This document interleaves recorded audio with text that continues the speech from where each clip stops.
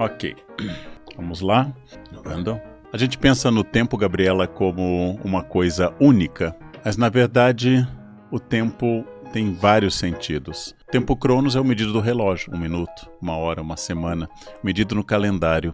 Este é o tempo que passa inexoravelmente. E o tempo kairos é um tempo dom, é um tempo aproveitamento, é o tempo relativo e subjetivo, é o tempo da felicidade também, ou seja, não importa quanto, mas importa como. Legoff chega a dizer em tempo do mercador, medido pelo relógio da cidade, e o tempo da igreja, medido pelas festas, que retornam ciclicamente. Os historiadores distinguem entre tempo linear, início, meio e fim, entre tempo circular, tempo agrícola, por exemplo.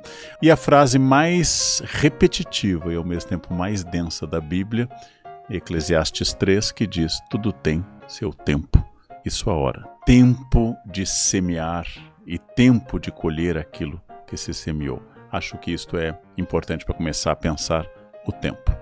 O que eu posso fazer, gente? Ele falou tudo, deu uma palestra. Parabéns. Muito bom. Então, a gente vai começar e eu vou querer muito que você fale sobre quais as implicações para a nossa mentalidade da substituição desses tempos circular por um tempo linear, Perfeito. A história de começo, meio e fim, um raciocínio cristão, né? É, profundamente cristão. Tá vendo? Eu já sabia, fiz bem uma pergunta. Vocês acham que só o carnal é inteligentão? Hahaha. Está começando mais um Platitudes. Com Gabriela com tempo e Leandro sem tempo. Ah, com tempo? Olha só, já que a gente vai falar sobre tempo, eu quero trazer o elemento tempo para falar sobre o patrocinador dos episódios do Platitudes nessa nossa temporada 5 a SEC, que está no Brasil há 30 anos e que não só salva tempo, cuidando das suas roupas com a atenção e o cuidado que você, desculpa, mas não conseguiria ter, mas você economiza tempo entrando no site da 5ASEC e pesquisando pelo seu CEP qual a loja mais perto da sua casa. Rapidinho, num piscar de dedos, você acha uma loja perto da sua casa, que assim, 500 lojas no Brasil. Vai ter uma loja perto de você. E aí você resolve seus problemas e fica com uma roupa delícia, cheirinho de roupa nova que o carnal adora. Amo. Eu acho significativo que na França, a empresa 5ASEC na França tenha começado em 68, o ano que todas as estruturas foram contestadas, e a grande estrutura contestada é a mulher provedora do lar que fica lá lavando e lavando e lavando, e agora surge uma resposta. Você pode ter, com o auxílio das 5ASEC, você pode ter o auxílio para se dedicar ao que só você pode fazer. Afeto, família, criatividade, presença social e assim por diante. E pode ganhar 300 mil reais em barras de ouro. A única coisa que você precisa fazer é se tornar cliente 5ASEC, gasta 150 reais, indica 5ASEC para 3 amigos, eles gastam cada um 50 reais, você cadastra os seus amigos no site, você ganha um número da sorte para concorrer aos 300 mil reais em barras de ouro e fazer novos amigos, porque você vai ser uma pessoa rica e com roupas cheirosas, então tudo será mais fácil. Amigos, roupa boa e ouro, não, esse é o paraíso, né? Esse é o paraíso. Ô, carnalzinho. Fala, Gabrielona. Faz jus ao seu diploma de historiador. Conta aqui pra gente sobre a influência na nossa vida desse pensamento cristão que introduz a ideia de começo, meio e fim. Porque pode parecer um absurdo, né? As pessoas vão dizer, como assim introduz a ideia de começo, meio e fim? Uhum. Você já parou pra pensar que existe uma maneira de refletir sobre o tempo, que é o tempo se repete? Pensa, primavera, verão, outono, inverno. Primavera, verão, outono, inverno. Primavera, verão, outono, inverno. Né? Mas aí chegou uma galera... Tem que pensar, em primeiro lugar, que nós cometemos um erro cultural frequente, que é fundir métodos de contagem do tempo com o tempo em si. O tempo é um valor bastante universal, porque mesmo quem não tem consciência o sente. Mesmo as pedras têm o efeito do tempo. Não é necessário consciência ou inteligência para o tempo. Mas os métodos de medir o tempo afetam a nossa visão. Vou dar um exemplo. Os relógios dos séculos iniciais da Idade Moderna só tinham um ponteiro de horas, porque o tempo era medido por horas. Surge então o ponteiro de minutos, e depois surge o ponteiro de segundos. Hoje nós E temos aí nossa relógio. vida acabou. Nós temos hoje uma questão que os medidores de tempo estão cada vez mais precisos, e vamos lembrar que um relógio que tenha ponteiro de segundos, para quem não se lembra de relógios analógicos, o ponteiro passando acelera a sua percepção de tempo passando. Segunda questão, a Gabriela falou de tempo linear. Esse é um tempo que a gente chama de tempo religioso. O mundo foi criado, o mundo foi redimido por Jesus e vai acabar o mundo. Início, meio e fim. É assim que trabalha Santo Agostinho, quando diz que o tempo é dom de Deus. Por isso que não pode ser vendido, por exemplo, não pode ter juros. Agora, para um camponês, o tempo é estação de chuvas ou não estação de chuvas. Tem sol ou não tem sol. É primavera ou é verão. Para alguém que lida com a natureza como referencial, pode ser, como meus amigos de Manaus dizem, o encontro. Será antes ou depois da chuva? Então vamos fazer o encontro depois da chuva. Numa região equatorial, chuvas de convectiva, chuvas de evaporação, vai ter uma chuva no meio da tarde. O tempo é, neste caso, um tempo natural, circular, repetitivo. Não é o tempo linear. A ideia de tempo é dinheiro, a ideia de que o tempo possa ser vendido e alugado é uma ideia que vem com a modernidade, especialmente com o calvinismo, como Weber analisou, em que o tempo vira um valor. Eu pago o seu tempo e eu compro o seu tempo. Tempo é tão importante que eu vendo o meu tempo em troca de dinheiro e aceito o dinheiro pela única matéria-prima que eu não tenho como recuperar, que é o tempo. Eu entrego uma coisa irrecuperável em nome de uma coisa passageira, que é o dinheiro por necessidade. Agora, a percepção do tempo, ela é sempre muito variável. E é claro que nessa subjetividade inclui o seguinte, parece que as coisas estão mais aceleradas hoje em dia.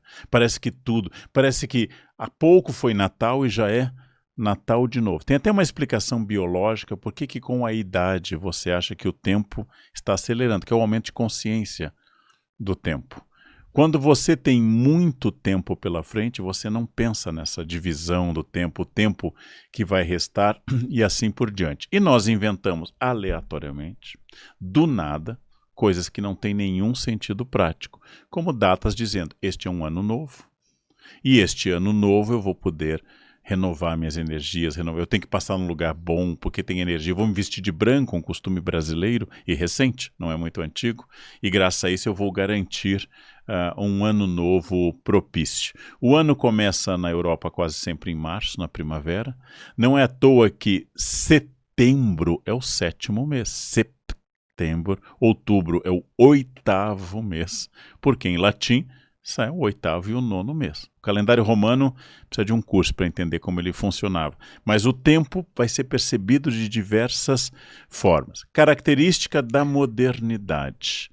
Você tem que aproveitar o tempo. Não é o tempo Cronos, nem o Kairos, é um tempo matéria. Você tem que aproveitar o tempo. Então eu estou na viagem, eu preciso andar por 35 museus hoje, eu preciso visitar 200 lojas e caminhar o dia inteiro, porque eu estou aproveitando as férias. E ao final das férias eu estarei exausto, acabado. Eu tenho que aproveitar o tempo. Este é o tempo que nós temos em família. Vamos aproveitá-lo bastante.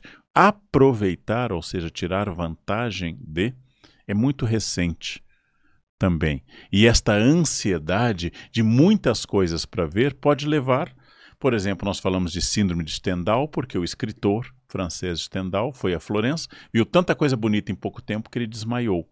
A gente chama de síndrome de Stendhal, excesso de beleza por pouco tempo. Todas as pessoas que eu conheço, que vão para grandes museus, como o Britânico, como o Metropolitan em Nova York, como o Louvre, saem exaustos, absolutamente irritadiços, mas fizeram fotos diante dos quadros e das imagens, porque agora o tempo está sendo transferido para a experiência de comunicação com o mundo. Vivemos um desajuste de tempo completamente insano, que ignora o sentido, o aproveitamento e a ideia de prazer, está levando a um crescimento de insônias e de abreviação das experiências, né? Por exemplo, nós aqui em São Paulo temos um costume que é estranhíssimo em outros lugares. A gente pede o café com a conta, para acelerar. Eu já peço o café e a conta. E o garçom já traz o café e a conta. Enquanto eu tomo o café, eu já aproximo o celular, se for uma máquina, para aproveitar. Este costume é estranho para civilizações que cultuam a refeição, como é o caso da Itália e a Espanha, em que é um ciclo, essa refeição, em que você vai tomar um café, mais um café, talvez um limoncello, e talvez disso mais um café, e depois se pensa na conta. Esses são pontos para a gente pensar a matéria-prima da vida, que se chama tempo. Um tubarão da Groenlândia pode durar até 500 anos. Algumas borboletas duram 24 a 48 horas. Algumas medusas se autorregeneram e são eternas. Há tartarugas com mais de 200 anos. São mais felizes, tendo mais tempo à sua disposição. É a eternidade que a gente busca. Essas são questões para nosso Platitudes. Depende de como a gente usa, né? Eu gostei muito de quando você fala sobre a gente viajar e ter que fazer todas as coisas. Você passa por isso, nessa totalmente. Ansiedade de museus? Eu não vi o Museu do Relógio. Então, eu acho que eu fui, nos últimos anos, aprendendo um pouco com isso, porque... Eu também. Eu vivi muito tempo desejando ter uma vida parecida com a vida que eu tenho hoje. E achando que ela seria inacessível. E eu trabalhei muito, de maneira insalubre, inclusive, para conseguir chegar nesse lugar, que me satisfaz. E a gente fez um programa sobre ansiedade, né, o medo para mim, que a gente não identifica exatamente de onde parte.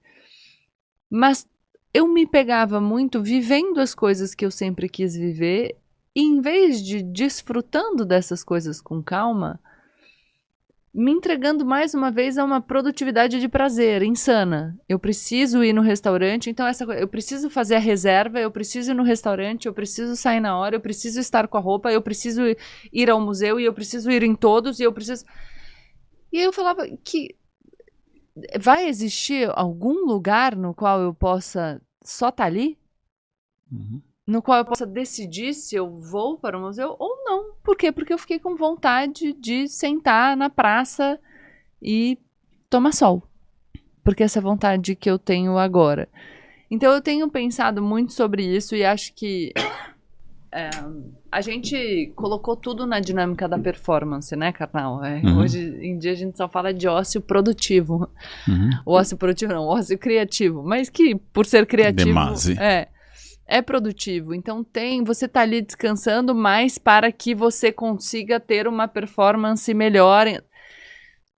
Não dá só para ser assim. Um dia desses, a gente deu uma palestra juntos de manhã e eu tinha uma outra palestra à tarde. Então eu fui para casa almoçar e eu tinha um tempinho, 40 minutos de intervalo entre uma coisa e outra. E aí depois do almoço eu falei, eu vou lá fora um pouco e eu vou sentar e olhar as plantas e sentir um pouco o sol. A hora que eu sentei a minha bunda naquela cadeira, automaticamente me deu vontade de fazer o quê? Responder mensagem no celular. Fazer alguma coisa com o meu tempo. E aí a minha provocação foi, quando eu paro aqui para olhar para as plantas e sentir o calor do sol, eu estou fazendo algo com o meu tempo. Talvez o único algo que vale a pena. Talvez o algo pelo qual eu trabalhei a minha vida inteira, que é para ter uma casa com o jardim que bata sol para eu poder descansar olhando as plantas, que é uma coisa que me alegra muito. Porque se não tiver fim, e aí eu acho que a questão do tempo linear é algo interessante. A gente vive com medo do fim, da morte, mas a gente não se permite viver e assim, a gente vive com medo desse fim definitivo, mas a gente não se permite um ponto de chegada que nos permita viver antes do fim definitivo, sabe? Sempre vai para mais para frente, sempre vai para mais para frente. Eu queria, e a Anitta fala muito disso no documentário que ela lançou recentemente, ela fala isso. Fala, eu alcancei o primeiro lugar. E aí? E aí você tem que alcançar de novo. E aí você tem que ir pela terceira vez. E aí você tem que ficar 2 meses. Quer dizer, será que a gente não podia usar essa linearidade do tempo para nos permitir algum descanso antes da morte, assim, algum desfrute antes da morte. Será que não pode... Será que a gente não precisava ler um pouco mais sobre o tempo de colheita para, de fato, desfrutar a colheita? Porque o que me parece é que a doença do tempo é uma doença de uma colheita... Duas doenças, e aí a gente pode elaborar. Uma doença, talvez de uma geração da colheita que nunca chega. Então a gente só semeia, só planta e cada vez planta mais. E toda colheita é matéria-prima para a próxima semeadura. E de outro lado, um sistema de comparação pelas redes sociais em que se vende uma ideia de um sucesso tão fácil em que as pessoas querem colher sem plantar. E aí, enfim, nem plantam nem colhem, né?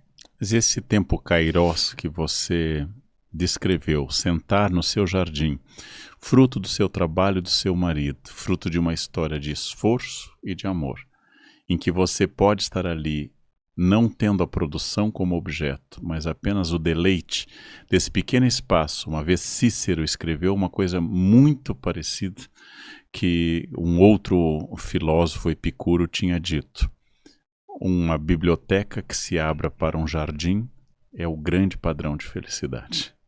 Os romanos têm o chamado peristilo, um jardim interno. Os romanos vivem para dentro da casa e não para fora. Romano não ostenta. Romano não tem porta de 7 metros. Ele deixaria cafona, eu também acho. Mas os romanos vivem para o jardim e vivem para esse peristilo, para essa vida interna, e a sua biblioteca se abrindo para um jardim. Esse é o tempo kairos. Quem gosta de ler, naturalmente não é obrigatório gostar de ler, mas quem gosta de ler é obrigatório, isso. Gostar, obrigatório, não. Gostar não.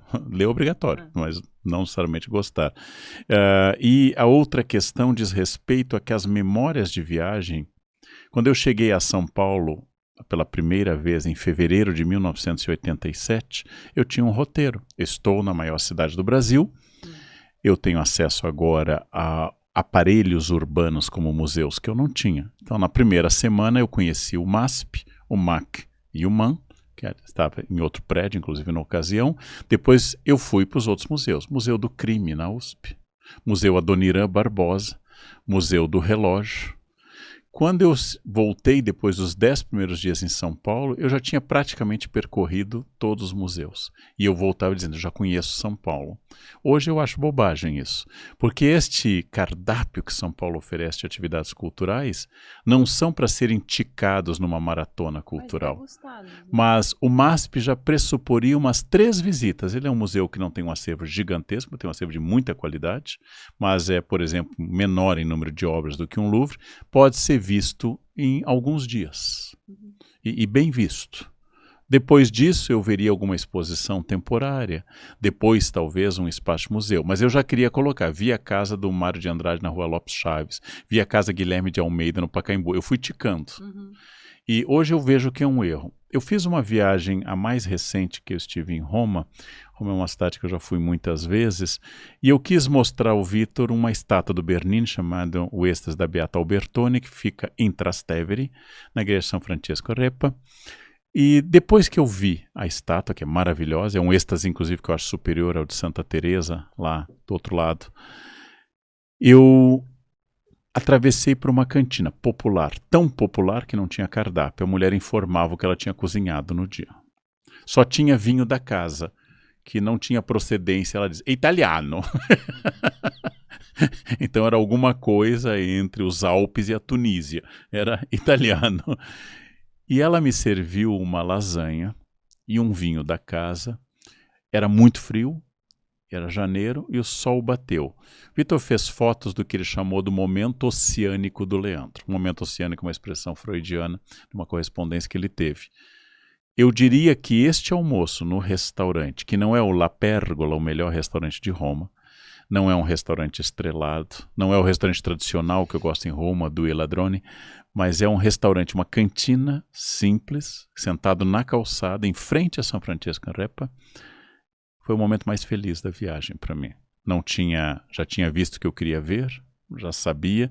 Aquela lasanha me pareceu extraordinária e aquele vinho não estrelado me pareceu melhor do que os vinhos caros que eu tinha tomado antes. Então, é muito importante, eu preciso ser lembrado por mim mesmo desse tempo Kairos. Porque eu estou num lugar, vou passar agora no fim do ano, onde eu vou passar apenas 3 dias em Oslo.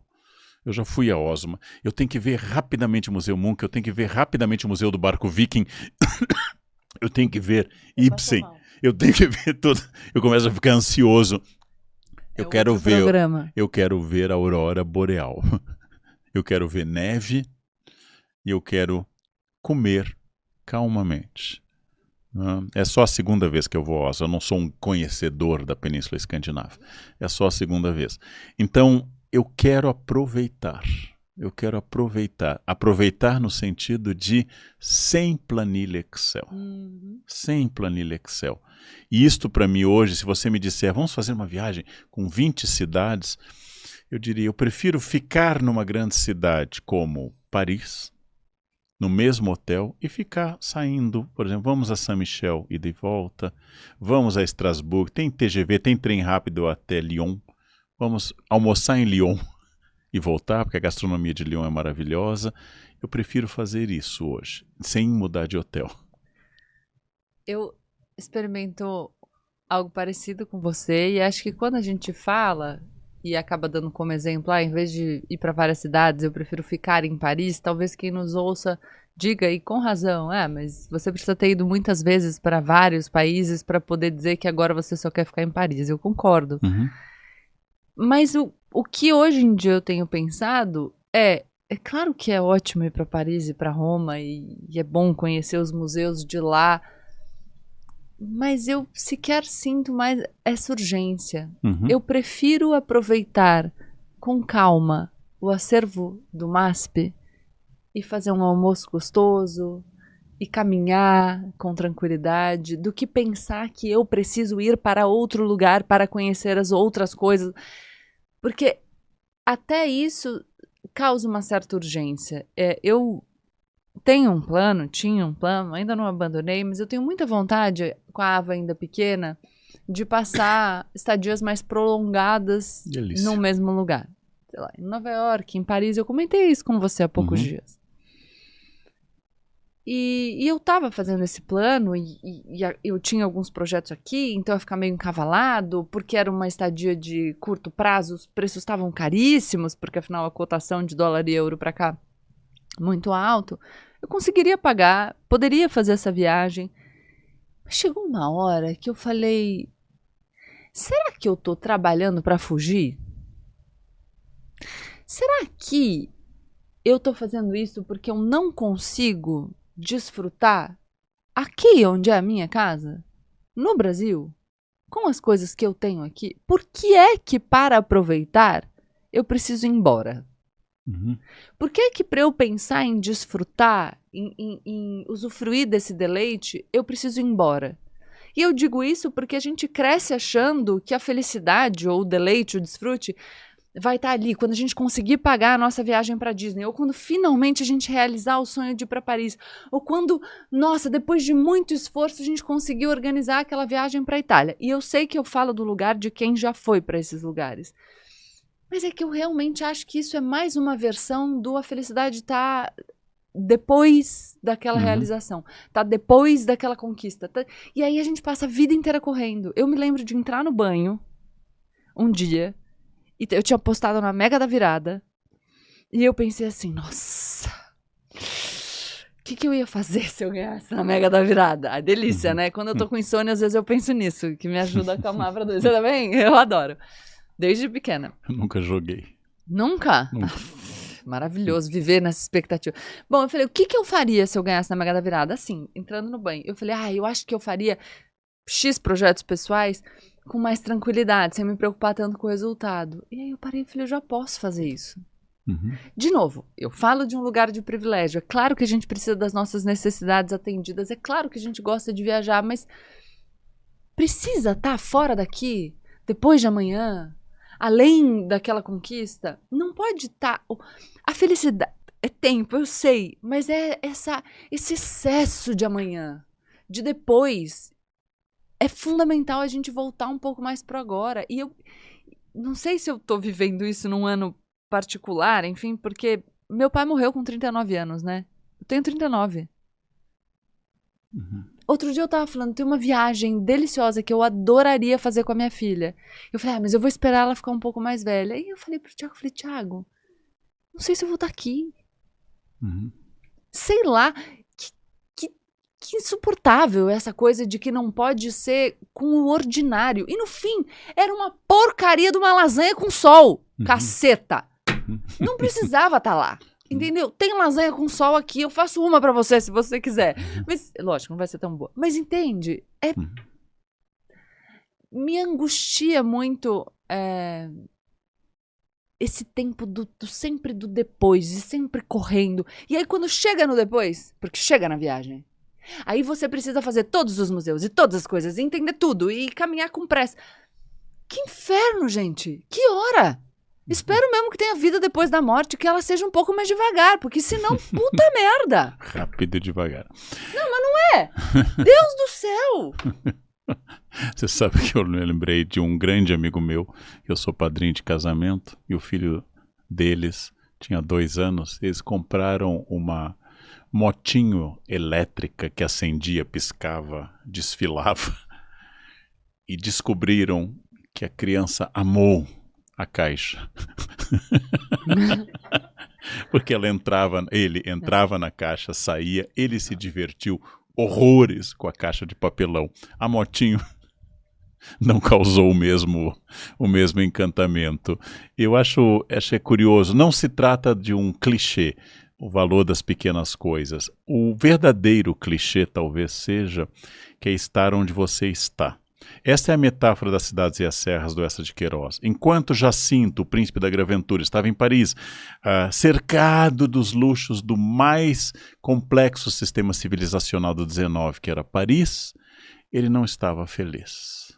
Quando ele foi para o interior de Portugal e tinha pouca coisa para comer, um caldo verde, tinha apenas um jornal para ler e não sua biblioteca encadernada, ele descobriu que estar ali sem aquele tédio das águas carbonatadas, fluoretadas, porque ele tinha uma coleção de águas minerais, das suas escovas de cerdas, não sei do que, cerdas daquilo, é estar onde se está. Eu acho que o meu desafio, Leandro, meu desafio de maturidade é estar onde eu estou. Eu já fiz, a primeira vez que eu fui a Stratford, que foi 2017, foi a primeira vez que eu fui a Stratford, a terra do Shakespeare. Eu pensei, de Londres a Stratford são o valor shakespeariano, 115 milhas. Isso é shakespeariano.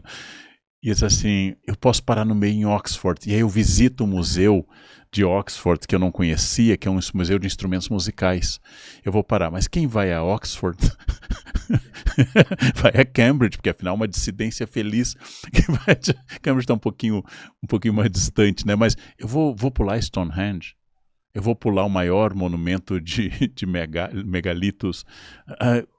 Então eu começo a me recriminar. Eu disse, sim, eu gosto da Inglaterra, é um lugar que eu gosto porque eu perco peso, não gosto da comida. Então eu vou para Stratford. Cada um com seus objetivos. Exatamente. Né? Agora não mais, porque tem bons restaurantes indianos e italianos. Eu pensei, eu vou parar em Oxford, que eu não conhecia, mas eu quero ir em Stratford com calma, ficar num hotel lá. Aluguei um quarto que garantiam que era assombrado, não era. Os fantasmas, eles não aparecem para quem é cético. Ou não aparecem para você. Exatamente. Que pode revelar um defeito, mas... Um defeito de radar, né? Não vamos entrar nisso. Mas eu paguei pelo quarto que tinha fama de ser o mais assombrado dessa Manor House. Talvez que eu aluguei. A sua fama também lhe preceda. Exatamente. E os fantasmas... É o que eu tô tentando te dizer. Tá chegando um chato. Então, hoje, mas também o preço que eu tive que pagar é viajar demais. Eu viajei demais. Eu também tô um pouco... Demais. Assim, quando eu digo assim, não é ir várias vezes aos lugares conhecidos, mas pelo Brasil, eu trabalho viajando. trabalhe viajando, quer dizer, eu vou, em pouco tempo, eu vou 2 vezes a Porto Velho.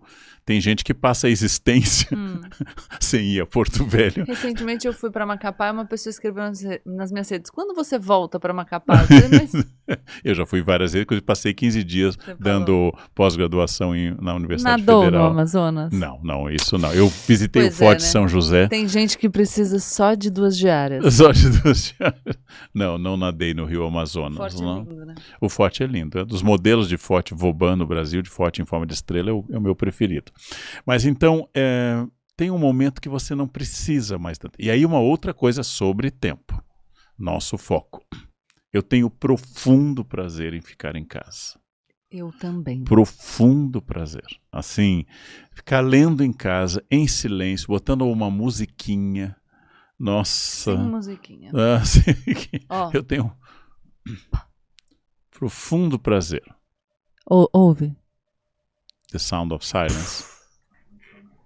Maravilhoso. Eu gosto muito. Então, gosto do nosso... Tem 2 coisas maravilhosas na minha vida. Eu vou te dizer quais são elas. As 2 melhores coisas da minha vida. A primeira delas é a minha filha falando: mãe, mãe, mamãe, mãe, mamãe. E a segunda delas é silêncio. Mas porque é maravilhoso. Só que tem uma só hora na que você sua repetição de 5 vezes de mãe, mamãe, eu já fiquei um pouco tenso. Talvez se alguém ficasse gritando para mim, não, e a criança eu pensaria em Herodes, o Grande. Ide purinho, né? Então aquela coisa assim, começa a falar alguma coisa e me pede calma. Eu vou te interromper. Assim, mãe, mamãe, sim, filho, mãe, mamãe, mamãe. Não importa, você pode pedir calma, você fala já eu te respondo. Ela não para até que você pare o que você está fazendo e atenda a Lembrar criança. o depoimento do Dunker sobre a filha pedindo a canequinha azul à noite, no livro Arte de Amar do nosso clube. Uma coisa, tem um vídeo que a gente tá lá em Foz do Iguaçu e ela fala assim, olha aqui, pra ela tirar a foto. Ela fala, mãe, mamãe, tenho vontade de gravar e pôr numa caixinha de música. Mamãe, anasalando. É muito linda. O Gregório do Vivier, na excelente peça que ele fez, No Céu da Língua, ele fala da filha falando errado, por exemplo, papato. E ele põe um foco no centro do palco e fica rodando ao redor do foco, dizendo: eu queria preservar aquele espaço, que ela pudesse dizer papato para o resto da vida e não aprendesse que isso é errado.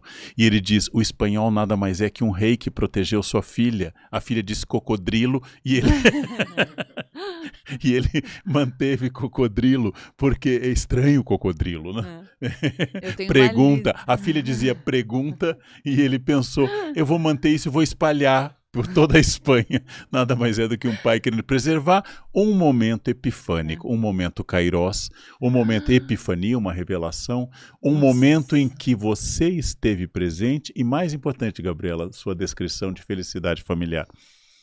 Você não queria estar em nenhum outro lugar. Você não queria estar no prêmio em Paris do sapato tal, da joia tal. A sua filha falando com você por ID e perfeitamente presente naquele tempo foi o seu ideal de kairós absoluto, já repetimos aqui várias vezes. Nesse momento que você está diluída naquele momento, você constitui a felicidade, que não é a permanência desse momento, né? A Ava vai ter um momento doente em que vai provocar muita angústia, a Ava vai ter momentos que você está preocupada, se ela está beijando demais o Bolt, como você já explicou, ou pisando demais nele. Nesse momento, o tempo é de cuidado, mas o tempo kairós não queria ouvir nenhum som a não ser o da minha filha, na minha casa com meu marido, e isto me torna plena. Essa é a descrição da felicidade possível no mundo. E vocês, enfim, já me ouviram muitas vezes falar sobre os desafios da maternidade repetidas vezes.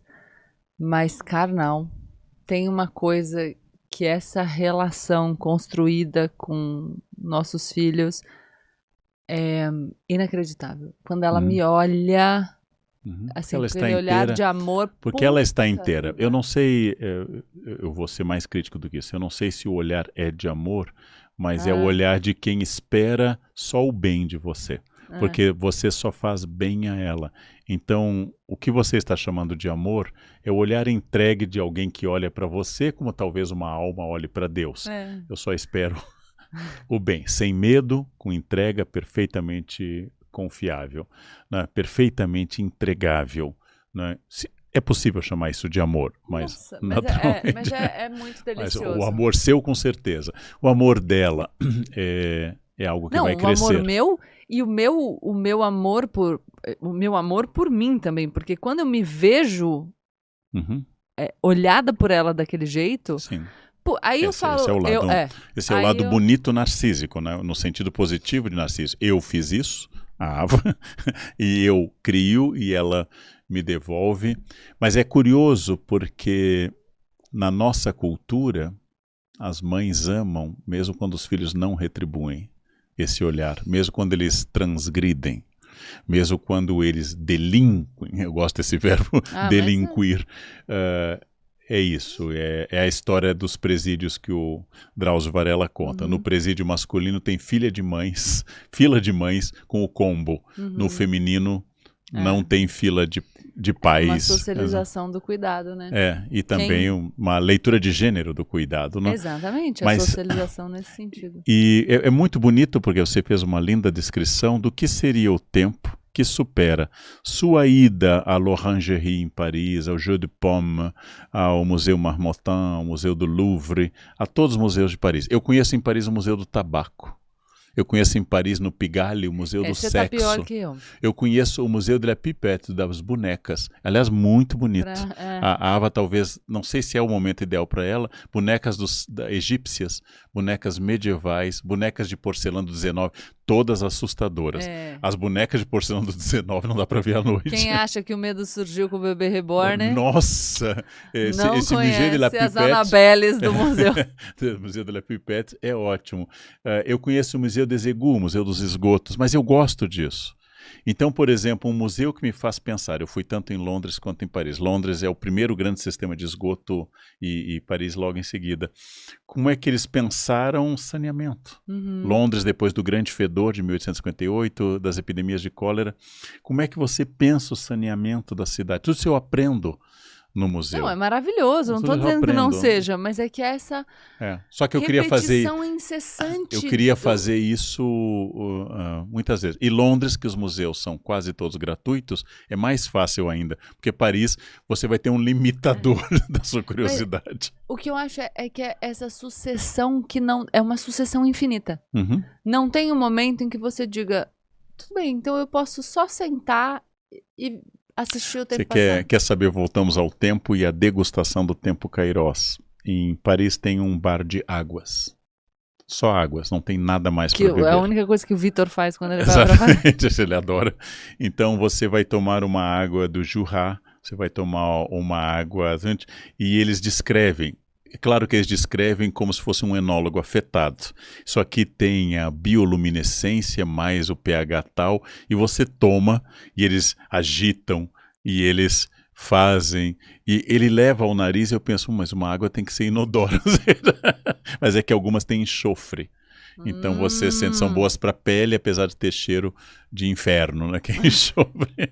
Então, só que quando você só toma água... das coisas que são boas para a pele são similares ao inferno. Então você vai tomar água, que é mais sutil do que um whisky, significa que você vai ter que aguçar seu paladar e vai ter que fazer silêncio interno. O uísque é invasivo. O uísque bebido é uma bebida geográfica, você sabe onde ele está. A água é completamente diferente. Por que eu uso isso num episódio sobre o tempo? Como eu estou presente naquela experiência? Sim. De que forma eu estou presente? Um bom vinho, seu marido gosta muito, como eu, gosta de bons vinhos. Um bom vinho com amigos em quem você confie, que não tem olhar de julgamento. Com a casa se abrindo para o jardim. Nossa, delícia.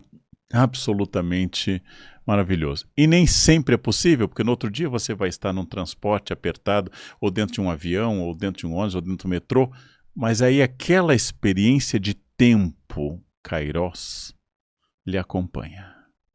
Aí aquilo ilumina, aquilo acalenta, aquilo lhe conforta no dia em que isso não vai ser assim sempre, né? E a gente está falando aqui muito sobre a felicidade nesse desfrute do tempo. A gente falou sobre vender o nosso tempo, que é a única coisa que a gente não consegue recuperar. E eu fiquei pensando filosoficamente sobre o atraso. Uhum. Se o tempo é esse bem tão valioso, uma pessoa que marca um horário com a gente, Leandro Carnal, e atrasa, ela está tomando de nós o nosso bem mais precioso, o que justifica o tanto que a gente fica puto. Gostou da minha construção teórica aqui? Esse é o primeiro degrau do atraso. Ela está me roubando o bem maior. O segundo é um problema grave. Ela está dizendo que o tempo dela é mais precioso que o meu. Sim. E o terceiro, ela não lutou para estar comigo.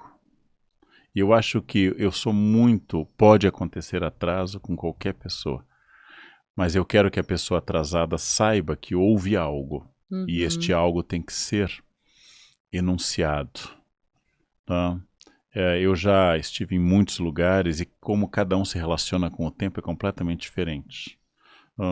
Os mexicanos, em geral, se atrasam 1 hora. Oi? Quase sempre 1 hora. E eles chegam... E aí eles chegam 1 hora depois e digam, vamos? Como se nada houvera. Você está na estação de metrô, Ninhos Heróis, você está na estação de metrô, parado, a 1 hora, e chega a pessoa e diz, vamos? A merda, você vamos, fala. Vamos né? Gente. E não tem. Eu tenho um grande amigo mexicano que veio visitar a Universidade no Sul durante um congresso, a Unicinos, durante um congresso. E esse professor, que eu adoro, ele e a esposa dele, já os visitei no México mais de uma vez, eu marquei com ele passar no hotel dele para ele conhecer Gramado e Canela. Coloquei mais uns amigos no carro da minha mãe, não estava sem carro no Sul, e vamos... Eu disse, eu passo no seu hotel, que era na cidade vizinha, às 8 da manhã. Chego às 8, deixo o carro na frente do hotel, interfone, nada. Ele já deveria estar na porta para mim, já lá embaixo.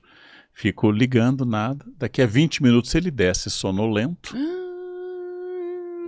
Eu pensando, né? Brasil e México sempre tiveram boas relações. Nunca houve guerra entre esses dois países. E aí, quando ele me vê, não pede desculpas. E eu disse, bom, então vamos. Ele disse, não, tem que tomar café. Gabriela. E aí, você comeu um pãozinho com manteiga? Como foi? Não, eu o deixei lá. Eu deixei lá. Sabia. Eu não consegui. Eu deixei lá. Porque foi o descanso. Não, nossa, ontem eu dormi tarde, eu acordei, eu fui levado. Mal, eu fui pro reino de Oz. Essa comida brasileira não é que nem a mexicana. Não, imagina que caiu uma pessoa da janela do hotel, veio o bombeiro, uma loucura. Exatamente. Desci pra socorrer, e aí eu não médico, pude. Você sabe, gritaram. Aí passou um avião, pousou aqui, precisava de um médico agora. É a maldição de Montezuma brasileiro. Eu tive... Não, ele me disse, eu tenho que tomar café. Eu sorri para ele foi pro café e eu fui com 2 outros amigos para Gramado e Canela. Você tem que tomar café? Achei que você fosse me dizer que você tem que tomar no olho. Mas essa característica é uma característica em vários lugares, assim, disso. Agora, por exemplo, meu espanto, os ingleses são em geral pontuais, os alemães médio, ao contrário da fama, os trens na Alemanha atrasam. Mas o meu espanto é Estados Unidos, universidade. 5 minutos antes da aula não tem ninguém. Nas imediações, você olha, não tem ninguém. Quando se aproxima a hora, 60 segundos antes, a sala enche. A sala enche. Eles não chegam antes como os ingleses. Eles surgem de geração espontânea naquela hora. E depois se esvazia. É um treinamento. E sabe qual é a coisa mais triste para mim nessa minha relação com os atrasos? É que para minimizar o meu sofrimento, eu piore a situação no longo prazo. Vou explicar. Eu marco, às vezes, trabalho envolvendo um monte de gente. E aí eu chego na hora e eu espero 40 minutos. Só que com tanto de coisa que eu tenho pra fazer na minha vida, esperar 40 minutos é perder os 40 minutos que eu ia ter pra ficar com a minha filha. Porque eu falo que minha vida é dividida em slots de tempo. Eu tenho uma janela pra... Então eu preciso... São esses 40 minutos que vão me permitir ficar com ela no fim do dia. E sabendo disso, sabendo quão pouco tempo eu tenho pra... Eu ficava Bom, você sabe que eu não sou uma pessoa tão difícil de ficar enlouquecida, né? Tem uma tendência aí. Mas eu ficava enlouquecida, eu ficava muito incomodada. E aí eu não conseguia não dizer. E aí tem aquela questão que você falou no episódio do barraco, que é, sendo conhecidos, a gente tem esse risco, né? As pessoas prestam mais atenção na gente. E eu lembro da minha equipe falar, ai, não reclama. Eu falava, gente, mas nós estamos atrasados 40, 50 minutos. Como assim? Então aquilo me desgastava muito, me causava muito desgaste emocional. E aí, naquilo que eu tenho controle, eu comecei a mudar. Então eu marco com as pessoas 40 minutos antes e elas me esperam. E é terrível, porque eu faço uma coisa que é absolutamente autoritária, que me coloca nessa posição de que o meu tempo vale mais do que o dos outros. Eu realmente não gosto, eu não me sinto bem fazendo isso, mas foi a solução que eu encontrei para não estar sempre absolutamente frustrada pelo atraso alheio. Eu estou cercado de pessoas que eu chamo de pau de enchente. Essa é uma expressão gaúcha. São as que vão trancando nas beiras dos rios. Eu chamo de curva de rio. Curva de rio. O pau de enchente vai trancando. Mas eu preciso tomar uma água. Por isso que a minha frase, agora é hora, ela é famosa. Meu marido, eu falo muito para ele. Pau de enchente. Agora é hora. Agora é hora. Agora é hora. Mas não tem muita solução. Ao contrário de você, eu tenho a seguinte relação. Eu estou indo dar uma palestra em São Luís do Maranhão. A palestra é às 7. Talvez atrás, talvez não. Mas eu não tenho outro compromisso à noite. Eu vou voltar no dia seguinte. Não me perturba muito. Eu levo algo para ler. Não me perturba muito. Agora, se eu tenho aquele tempo e tenho um outro compromisso, aí eu passo... E quando a pessoa atrasa 1 hora na palestra em São Paulo, no Rio, onde for, atrasam bastante em São Paulo, eles dizem assim, vamos começar agora para não atrasar. Eu já estava atrasado. Ou o pior argumento... vamos esperar a gente chegar. Ou seja, vamos punir quem foi o imbecil que chegou na hora, vamos deixá-los parados olhando para o teto e vamos esperar quem saiu depois. Né? Aí diz, mas fulano pegou trânsito. Eu uma vez desci para uma palestra, eu desci do carro e fui correndo. Eu fiz vídeo disso. Mas eu já tive pessoa que chegou, né, falou, nossa, tava um trânsito em São Paulo. Eu cheguei para todas as outras pessoas da equipe que estavam ali e falei, você veio como? E aí, depois do constrangimento, falei, ninguém veio de helicóptero. Você sabe que eu brincava com isso e não dá mais para brincar, né? Porque as pessoas vão de helicóptero? Não, porque eu dizia para as pessoas, eu vim de helicóptero, por isso que eu cheguei na hora. E um dia eu disse isso numa reunião de empresários, eu disse, o senhor parou aqui? Porque a gente sempre para. Essa piada só funciona até 20 salários mínimos. Aí você ficou... E eu que não ando de helicóptero tive que fazer isso. Mas eu tenho que me controlar. Eu estava num hotel no Rio Grande do Sul, junto aos canyons, e eu marquei um passeio com a família de quadriciclo ao pôr do sol. Que coisa, não? Que erro, né? Canyons de Taimbezinho, de Fortaleza. O hotel simpático, com alguns problemas. Nós vamos fazer o passeio a partir das 4. O sol cai rápido no Rio Grande do Sul. Para voltar, essa é a hora mais bonita do dia, né? A pessoa anterior, que é uma amiga e era relativamente famosa, atrasou. Marcou para as 3, mas chegou às 3h40. Essa pessoa, que é uma pessoa que eu conheço, é uma jornalista famosa, ela saiu... Peraí. Calma que eu vou dizer que nem você me disse.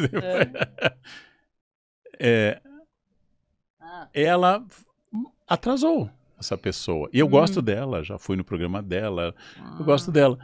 E ela chegou às 5h10. E você perdeu o seu passeio. Aí começou a cair o dia. E o menino falou, a gente pode levar faróis? Eu disse, o que eu quero é atropelar uma cotia no meio do mato. Pega a cotia porque é pequena, atropelar uma cotia no meio do mato. A escolha do outro me afeta, isso me perturba. Putz, vida, e aí nós muito. já fizemos o programa do barraco. Um dos maiores barracos que eu dei foi com um médico. Era um médico ortopedista, eu tenho problema de neuroma de Morton. Eu marquei com o médico, perguntei qual o primeiro horário, porque eu tenho Unicamp depois. Ele disse, 8h, o doutor chega. E eu disse, marca esse porque eu vou direto para a Unicamp. Estava lá 7h30, paguei a consulta. Na época tinha cheque, faz bastante tempo. E o médico chegou 8h15. Eu disse, nossa, que maravilha, né? Ele entrou, me cumprimentou, entrou no consultório 8, 8h15, 8h30, 8h50. Eu perguntando, aconteceu alguma coisa? Não é melhor a gente bater a porta?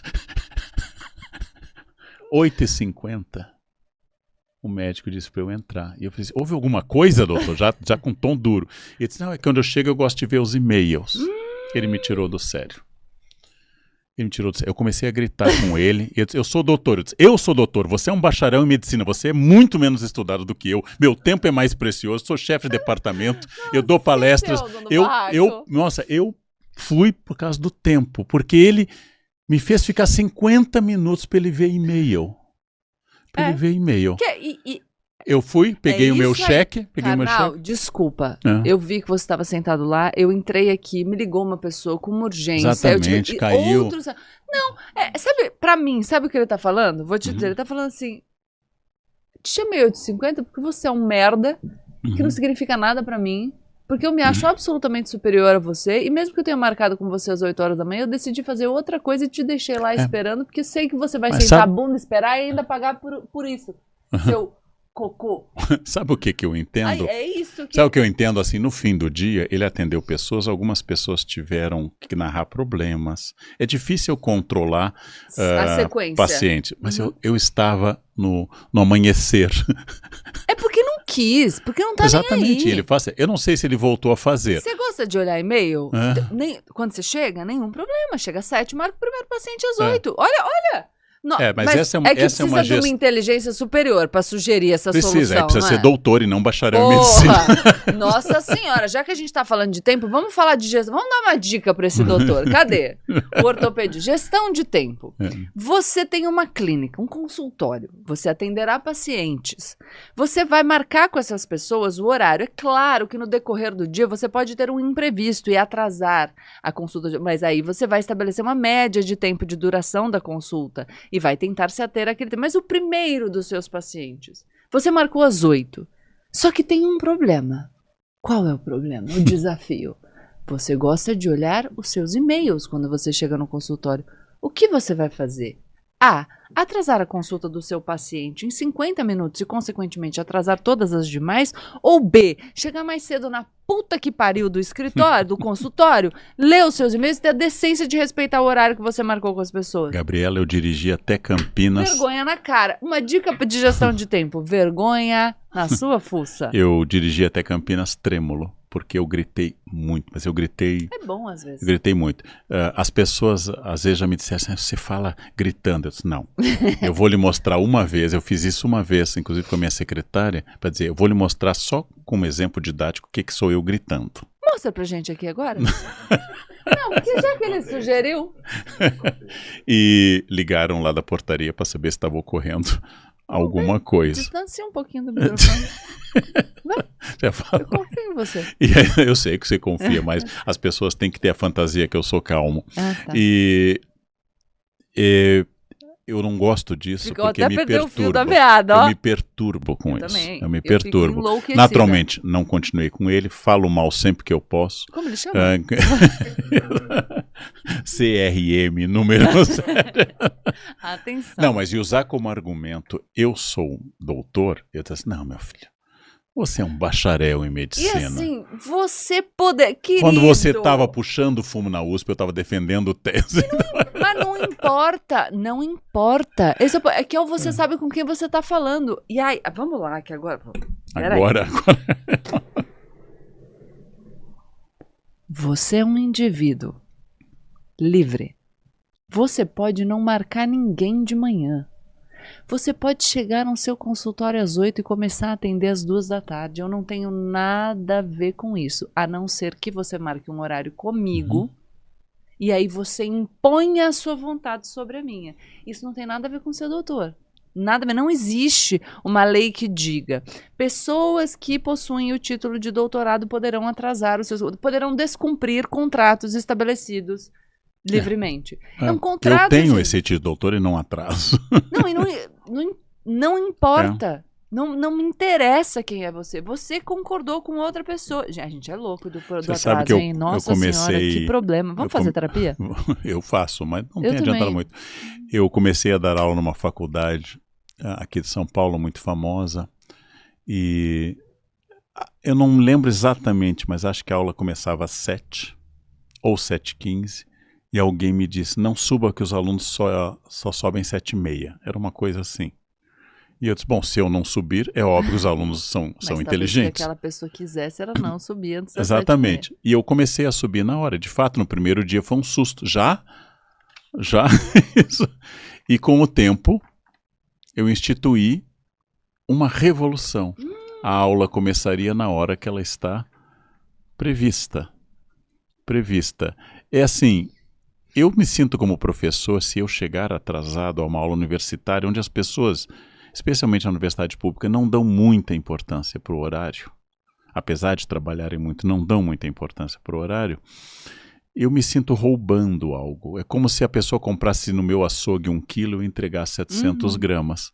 Então, se eu estou pago para dar aula a partir das 8 da manhã, por exemplo, no caso da Unicamp, hoje as pessoas são muito mais fixas em horário. Quando eu estudei, era muito assim, o professor chegava ao sabor do desejo e soltava quando... mas acho que existe isso. Quando dá. Mas hoje são muito mais conscientes do horário. Mas eu comecei a instituir uma revolução. A aula começando na hora que ela deveria começar. Nós vamos romper mais uma relação aqui.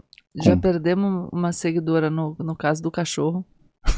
Porque tem um pitaco no BO, né? Um BO de tempo, vamos lá. Pois é, e a gente falou, eu não tinha olhado. Eu vou ler aqui pra você. Por favor. Eu tenho um problema real com o tempo. Tipo, eu sou aquela pessoa que acorda cedo, faz lista, planeja tudo. E mesmo assim, chego atrasada em absolutamente tudo.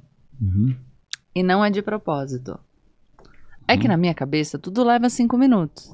Tomar banho, 5 minutos. Fazer um café, escolher roupa, atravessar a cidade, 5 minutos. Só que na prática nunca é 5 minutos. Aí vira esse efeito dominó de microatrasos que se transformam num atraso crônico da vida. E o pior é que eu sempre acho que dá tempo de fazer mais uma coisinha antes de sair. Dá tempo de estender a roupa, dá tempo de responder esse e-mail, dá tempo de lavar aquele copo. E de repente eu tô no Uber olhando o mapa, vendo que tá vermelho, suando frio, mandando mensagem. Tô chegando, quando na verdade eu nem saí do bairro ainda. Ela mora na Urca. Aí no chega no rolê, todo mundo já lá e eu fingindo naturalidade, rindo, falando, gente, vocês não sabem, trânsito absurdo. Sendo que o trânsito fui eu mesma que criei na minha cabeça. E às vezes eu paro pra pensar, será que eu sou uma pessoa sem tempo ou sou uma pessoa que não sabe o que fazer com ele? Eu recomendaria, primeiro, existe o procrastinador crônico tratado como uma patologia. O atrasado é sempre um otimista e ela reconhece isso. O trânsito vai estar bom, etc. Né? Para o trânsito estar bom em São Paulo, tem o dia que o PCC parou a cidade e disse que ninguém podia sair de casa. O PCC colaborou com o otimismo dessa pessoa. Eu distingo 2 coisas. Eu quero me atrasar para o meu emprego. E esse emprego não afeta, porque eu estou numa mesa, só eu posso vir a ser demitido, eu acho mais livre. Agora, alguém depende de mim. Eu sou professor, se eu não chegar à aula, não começa. É diferente, por exemplo, se eu for uma função em que a minha função não tranca a dos outros. Então, ela quer se atrasar por ela, sim. Se ela não consegue superar isso, eu recomendo acompanhamento psicológico, porque ela está esbarrando em algo que talvez seja maior. Agora, o que eu diria de forma muito técnica, você não tem renda, já que você precisa dar satisfação aos outros e fazer transportes, você não tem renda para ter essa autonomia diante do tempo. Então, muda, porque você vai ser uma pessoa não confiável, que irrita os outros, vai ser demitida muitas vezes e fica sendo aquele amigo que a gente tem que mentir que a festa começa às 6, quando na verdade ela começa às 8, para chegar na hora. Você vai ser alvo de mentira, de raiva, de fofoca, tudo porque você tem uma patologia que você não consegue superar. Mas tem uma coisa de ser alvo que faz algum sentido pensar também, né? Porque quando eu me torno alvo de reclamação, raiva, eu sou alvo de algo. Uhum. Então eu ganho relevância. Sim.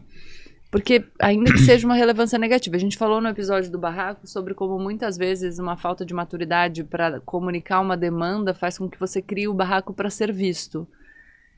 Enfim, daí tá todo mundo lá e eu fingindo naturalidade, rindo, falando, gente, vocês não sabem, trânsito absurdo. Eu me torno o centro de uma tensão, ainda que não seja uma tensão positiva. E aí, e não é de propósito. Eu acho que o de propósito a gente tá partindo da consciência, mas pode... Ela é uma marionete do destino. Então, porque que... Tudo na minha cabeça leva 5 minutos. Só que nada leva 5 minutos. Bom, sabendo disso, que você faz um cálculo errado do tempo necessário... Por que não coloca na cabeça que tudo leva 60 minutos? Exato. Porque a única chance de você ser pontual em São Paulo é mirar chegar meia hora antes. E aí a questão é, você topa chegar meia hora? Você topa chegar antes de todo mundo? Uhum. E aí todo mundo não olhar pra você e falar, ah lá, de novo, atrasada, mais uma vez. Você, e o trânsito que tá na minha cabeça. Então, eu pensaria também sobre essa perspectiva. E eu concordo com o Karnal, assim, diante dessa constatação de uma incapacidade, tem duas vias possíveis. Você submete todas as outras pessoas ao seu redor ao ritmo que você dá para sua vida. Eu acho isso extremamente autoritário. Uhum. Ou você busca ajuda. Porque os nossos atrasos, eles têm implicações na vida de terceiros. E é injusto que que a gente imponha aos outros as nossas questões. Tudo que começa com eu, é problema seu. Então, a gente precisa lidar com os nossos problemas. Eu tenho um amigo que outro dia falou, a gente combina um prazo e você é muito rígida, porque às vezes não deu para entregar no prazo. Eu digo, olha... eu recebo muitas perguntas sobre gestão do tempo. Como você faz para gerir tanta coisa? E o que eu digo eu vou pelo que eu preciso entregar primeiro. Então, eu não tenho tempo sobrando, eu calculo, inclusive, o tempo que eu tenho para ficar com a minha filha, e se alguém atrasa uma entrega, isso vai ter um efeito bola de neve na minha organização. Então, eu levo muito a sério porque tem um impacto profundo e significativo na minha vida. E aí eu seria a pessoa que romperia relações com você. Com certeza. Certamente. Agora, tá sem tempo, Gabriela? Não tá conseguindo administrar? Leva sua roupa para lavar. Leva sua roupa para lavar, porque você vai ganhar tempo, qualidade e mais. Você vai ganhar até a chance de ficar uma pessoa revestida de ouro. Além de ser pontual. R$300.000 em barras de ouro. R$300.000. Você vai na 5ASEC, gasta R$150 e indica a 5ASEC para 3 amigos seus que precisam gastar R$50. Você faz o cadastro desses seus amigos no site e ganha um número da sorte para concorrer a R$300.000 em barras de ouro. Bom, né? Muito bem. Esse foi mais um episódio de Platitudes com Gabriela Pontual. E Leandro Pontuelo.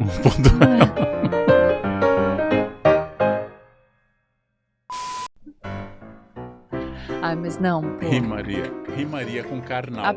Gente, a gente dá pitaco no BO com sinceridade de amigo, porque a gente ama. Ai, vocês não param de mandar, não? Sinceridade de amigo, você não seria amiga dessa pessoa. Não seria. Meu marido não era o mais organizado com o tempo, não, tá? E um dos maiores motivos de briga no nosso casamento, e teve que se organizar. E eu faço com ele, inclusive, que eu falei que eu faço com as pessoas com que eu trabalho. Eu falo que o horário é outro. Seja Platitude. Problema dele. Se ele chegar atrasado, ele vai ouvir até o mês que vem. Está começando mais um Platitudes. Com Gabriela com tempo e Leandro sem tempo. Com tempo? Aonde, meu filho? Que eu ainda tenho uma criança na minha casa. Como que tem tempo? Deus me defenda. Gabriela, ansiedade foi o outro programa, Gabriela. Agora é tempo.